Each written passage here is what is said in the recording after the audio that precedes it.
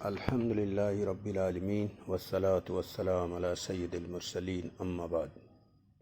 حضرات، اس دنیا میں کامیابی اور بربادی کا فطری اصول ہے جس کو پراکرتک نیم کہتے ہیں یا انگریزی میں نیچر آف لا۔ اس فطری اصول سے وقت کا رسول بھی مستثنی نہیں ہے۔ مثلاً ہری بھری فصل مٹی کے کھیت میں اگتی ہے، نہ کہ سونے اور چاندی کے فرش پر۔ یہ صرف فصل کی بات نہیں بلکہ یہ عالمگیر قانون ہے۔ کسی بھی شعبے میں کامیابی حاصل کرنے کے لیے ایک فطری اصول ہے، اسی اصول کے تحت کامیابی ملے گی۔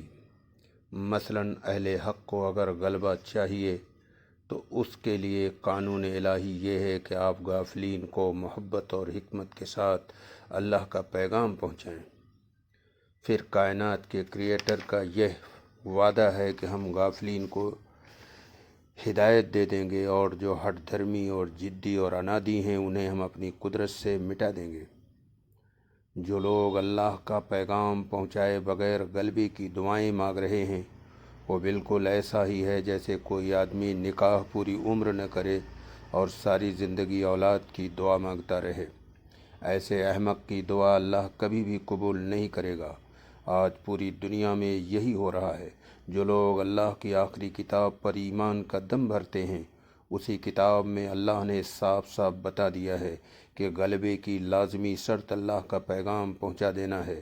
سورہ صف آیت نمبر 10، 11، 12 اور 13 میں ان آیتوں کو قرآن کھول کر دیکھ لیجئے۔ اللہ نے صاف طور پر بتا دیا ہے کہ غلبے کی قیمت اللہ کا پیغام واضح طور پر پہنچانے میں رکھا ہے۔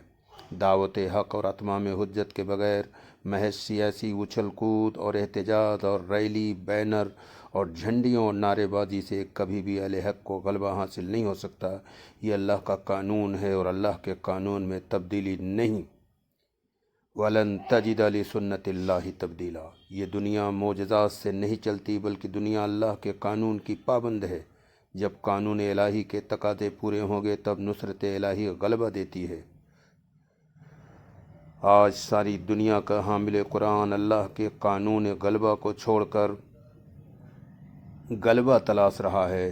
اللہ کے مقررہ قانون سے ہٹ کر غلبہ تلاش کرنا ایسا ہی ہے جیسے کوئی مٹی کے کھیت میں فصل اگانے کے بجائے سونے اور چاندی کے فرش پر فصل اگانے کی کوشش کرے۔ اللہ کا پیغام پہنچائے بغیر ساری دنیا میں ہم ظالموں کی فہرست میں آتے ہیں، اور ظالموں کے لیے اللہ کا کوئی وعدہ نہیں ہے۔ لا ینال عہد الظالمین۔ ظالموں کے لیے اللہ کا کوئی وعدہ نہیں ہے۔ یہ دلیل بھی دے دیتا ہوں کہ پیغام نہ پہنچانے والا ظالم ہے۔ اللہ قرآن میں اعلان کر رہا ہے، وَمَنْ أَضَلُّ مِمَّنْ كَتَمَ شَهَادَةً عِندَهُ مِنَ اللَّهِ۔ اس سے بڑھ کر ظالم کون ہوگا جس کے پاس اللہ کی طرف سے گواہی ہے اور اسے چھپائے۔ آج لوگ گمراہی کے اس مرحلے میں پہنچ گئے ہیں جہاں سے لوٹنا مشکل ہوتا ہے۔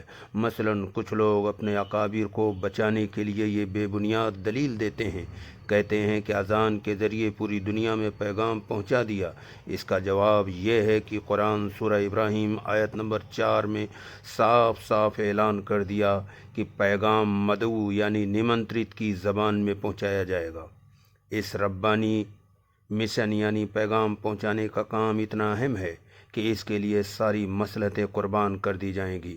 ثبوت کے لیے سورہ فتح آیت نمبر 25 میں فرمایا کہ وہی لوگ ہیں جنہوں نے انکار کیا، تم کو مسجد حرم سے روکا اور قربانی کے جانوروں کو بھی روکے رکھا کہ وہ اپنی جگہ پر نہ پہنچیں، اور اگر بہت سے ایمان والے مرد اور ایمان والی عورتیں نہ ہوتی جن کو تم لا علمی میں پیس ڈالتے، پھر ان کی وجہ سے تم پر بے خبری میں الزام آتا، تاکہ اللہ جس کو چاہے اپنی رحمت میں داخل کرے، اور اگر وہ لوگ الگ ہو گئے ہوتے تو ان میں جو منکر تھے ان کو ہم دردناک سزا دیتے۔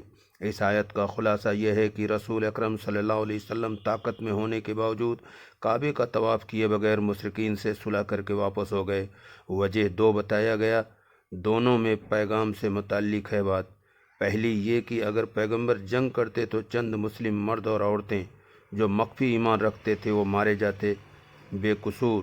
دوسرے، مکہ میں کچھ سلیم الفطرت لوگ تھے جو بعد میں ایمان قبول کرنے کے پورے امکانات تھے، ہائے افسوس، پیغمبر چند آدمی کی جان بچانے کے لیے کعبے کا طواف کیے بغیر واپس ہو گئے۔